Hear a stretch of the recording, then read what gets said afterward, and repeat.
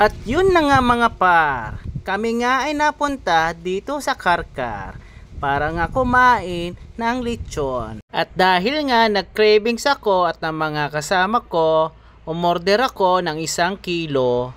At ito nga ang lechon na 1 kilo, ang kakain lamang ay kaming 3. At 800 nga pala ang per kilo. Ang hindi namin alam, marami pala ito.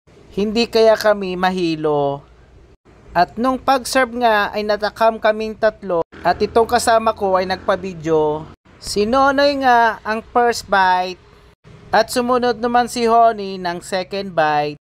At syempre ang inyong lingkod pang third bite. Napakasarap. Yummy! At dumating na nga pala ang kaning 3 at nagumpisa na nga kaming mag-video habang kumakain ng lechon. At maraming salamat nga pala sa aking mga viewers at sa aking naging followers. Dahil sa inyo, nasa 7,000 followers na tayo. Kaya maraming salamat sa inyong suporta at wag na wag kayo magsasawa. At dahil nga kami nabitin, kami umorder pa ng 3 kanin. At ang aking tanging hiling, ang inyong babanggitin, ciao na po ba? Ciao na!